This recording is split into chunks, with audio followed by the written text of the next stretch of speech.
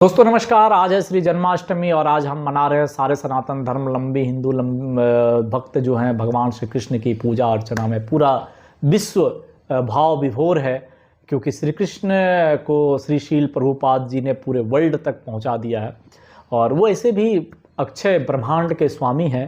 तो हम सनातन धर्मलंबियों को चाहिए कि उनका आभार व्यक्त करें, उनके आशीर्वाद से ही हम आगे जा रहे हैं। समय नहीं मिल पाया था, कल हमने कोई वीडियो नहीं बना पाई।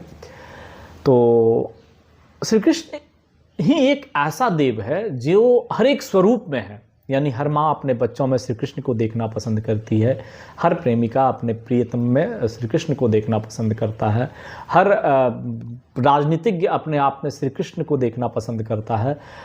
जो भी कोई तकलीफ में हो, हर कोई युधिष्ठिर, अर्जुन, कुंती दुख में उबरने के लिए श्री कृष्ण को पसंद करता है। तो द्रौपदी जब दुर्वासा मुनि के कोप से भोजन नहीं करा पा रहे थे तो वो भी श्री कृष्ण को, जब द्रौपदी का चीरहरण हो रहा था तो श्री कृष्ण को मानना पड़ता। और श्री कृष्ण हर समय, हर पल, हर स्थिति में अपने भक्तों के लिए विराजमान रहते हैं। चाहे वो दुनिया का सबसे पहला डिजास्टर मैनेजमेंट हो, जिसमें गोवर्धन पर्वत को ऊपर उठाकर गोकुल वासियों की रक्षा इंद्र के बरसात से की गई थी, चाहे कालिया नाग का दमन हो या कंस का प्रकोप समाप्त करना हो या युधिष्ठिर को दुर्योधन से हिस्सा दिलाना हो, हर जगह श्री कृष्ण अपनी बुद्धि के बल पे आगे बढ़ता चला गया है। क्योंकि विज्ञान ये बहुत पहले कह चुका है कि इस धरती पे सबसे प्रबुद्ध जो जीव है वो मनुष्य है और मनुष्य की शारीरिक विकास जितना होना था वो हो गया। अब जो भी होगा वो बौद्धिक विकास होगा और बौद्धिक विकास आपको आपके श्री कृष्ण ही दे सकते हैं। तो हम श्री कृष्ण को क्यों भजें, इस पे श्री रामधारी सिंह दिनकर ने एक बहुत ही कालजयी रचना की थी, रश्मि रथी, जिसमें उन्होंने आम जनमानस को श्री कृष्ण के विराट स्वरूप का दर्शन कराया था और ये बताने की कोशिश की थी श्री कृष्ण क्या थे, क्या हैं और हम श्री कृष्ण को किस रूप में लेते हैं।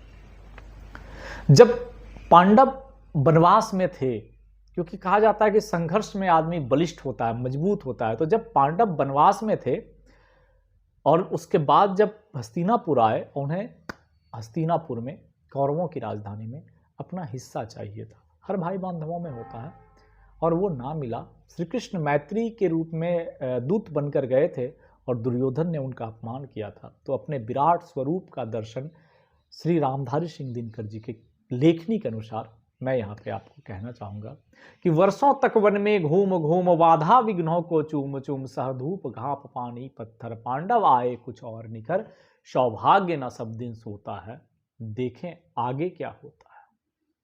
किसी भी मनुष्य के बारे में ये सबसे बड़ी एक सेंटेंस है कि किसी मनुष्य का सौभाग्य कभी सोता नहीं। और किन्हीं की रचना थी कि त्रिया चरित्रम पुरुषस्य भाग्यम देवो न जाना थी कि तो मनुष्य का भाग्य कब बदल जाए इसके बारे में भगवान नहीं कह सकता है। तो उसी के बारे में बोलें कि सौभाग्य न सब दिन सोता है देखें आगे क्या होता है। तो श्री कृष्ण कहाँ गए? श्री कृष्ण गए हस्तिनापुर में। किसके लिए? मैत्री की राह बताने को, सबको सुमार्ग पे लाने को, दुर्योधन को समझाने को, भीषण विध्वंस बचाने को। श्री कृष्ण को पता था अगर कुछ होगा तो बहुत ही खतरनाक भीषण विध्वंस होगा, इसको रोका जाए। तो मैत्री की राह बताने को, सबको सुमार्ग पे लाने को, दुर्योधन को समझाने को, भीषण विध्वंस बचाने को भगवान हस्तिनापुर आए, पांडवों का संदेशा लाए।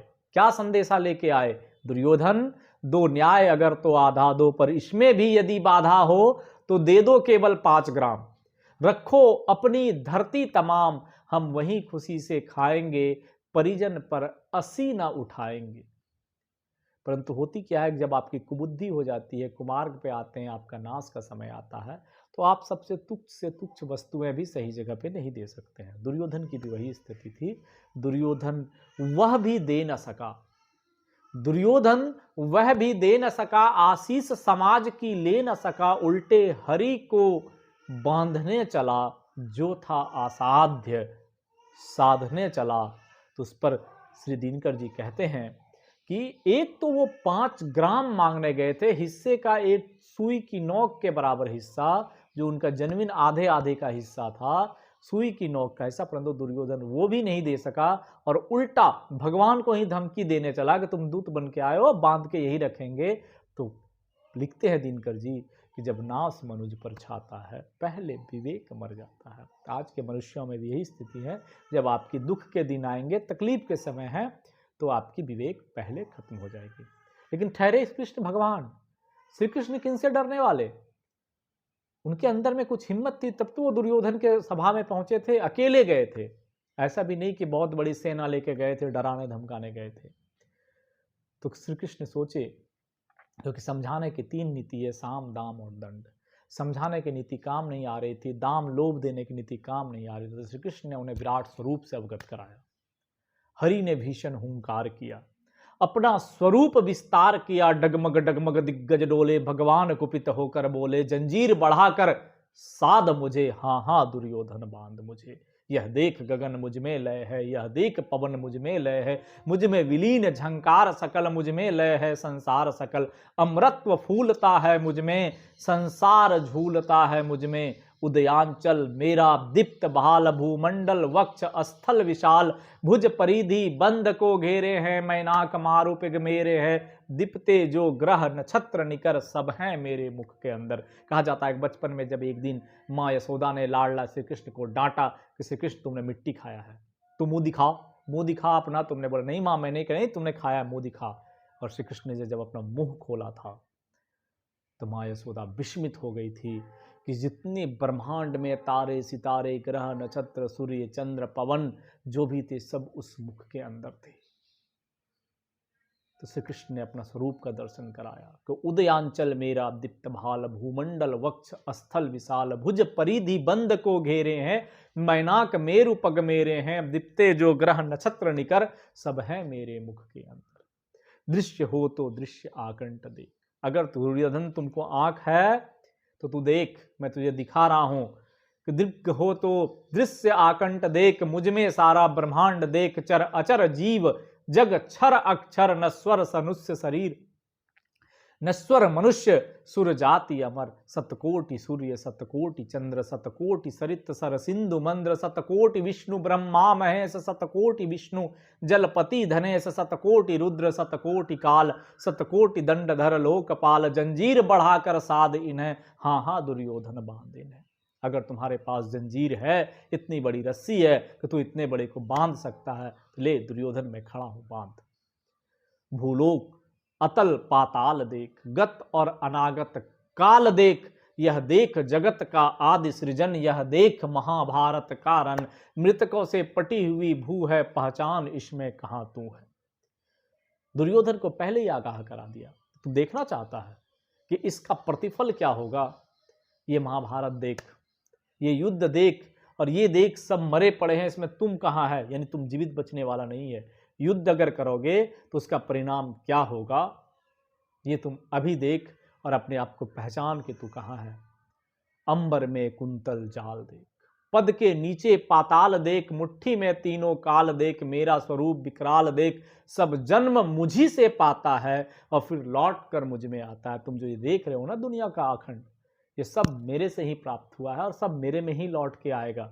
जिह्वा से कड़ती ज्वाल सघन, सांसों में पाता जन्म पवन, पड़ जाती मेरी दृष्टि जिधर, हंसने लगती है सृष्टि इधर। दुर्योधन तुमको क्या लगता है मैं जिधर रहूंगा, मेरी नजर जिस पे रहेगी उसको कभी कोई दुख होने वाला नहीं है, उसका जीवन सदैव खुशहाल रहेगा।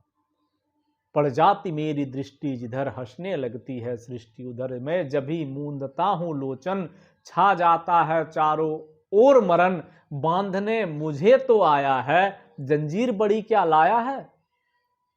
तो अब स्वरूप तो देख लिया दुर्योधन, लेकिन ये देख इतना बड़ा बांधने के लिए जंजीर है तुम्हारे पास, बांधने मुझे तो आया है।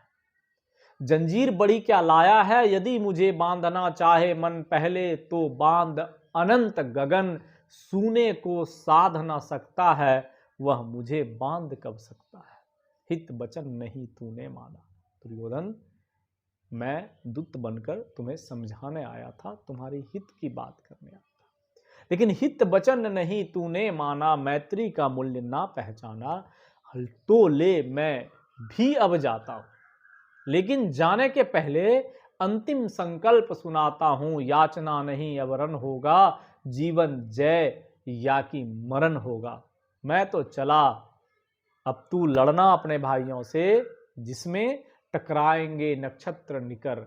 बरसेगी भू पर वही प्रखर, फन शेष नाग का डोलेगा। विकराल काल मुंह खोलेगा, दुर्योधन रण ऐसा होगा कि फिर कभी न जैसा होगा। 18 दिन का युद्ध था महाभारत, और आज भी इतिहास की कालजयी रचना है। भाई पर भाई टूटेंगे, विश्वान बुंद से छूटेंगे, वायस श्रृंगाल सुख लूटेंगे, सौभाग्य मनुज के फूटेंगे। आखिर तू भूसाई होगा, लेकिन तुम्हारी तो हार है, हिंसा का पर्दाई होगा।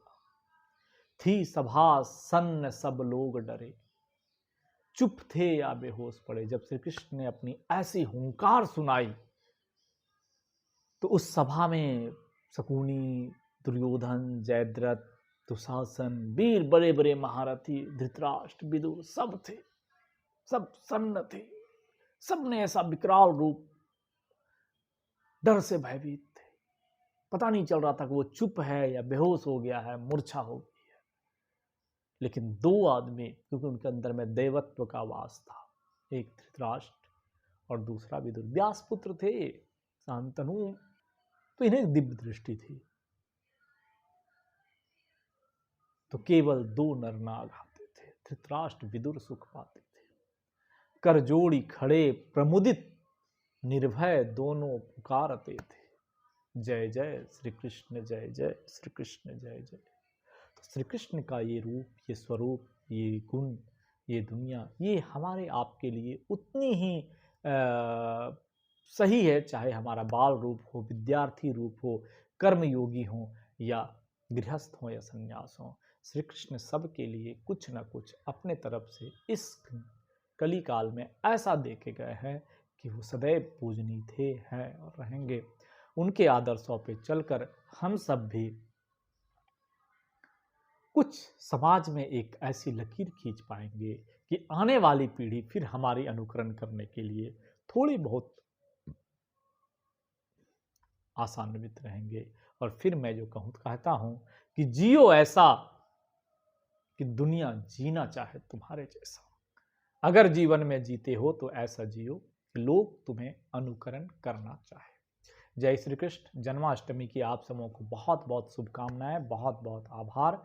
आपका जीवन पे श्री कृष्ण की छाया सब दिन पड़ी रहे, सुखी रहें, सुखमय रहें, और अपने अपने कर्तव्यों में, दायित्वों में और अपने अपने निर्वाह में आप सदैव संपन्न रहें। इसी शुभ मंगल कामना के साथ सबों को श्री कृष्ण जन्माष्टमी की हार्दिक शुभकामनाएं। विदा दीजिए अपने दोस्त इंजीनियर सीएम झा को। फिर मिलेंगे अगले दिन अगली किसी कविता, कहानी या कुछ और चीज़ों में। जय श्री कृष्ण।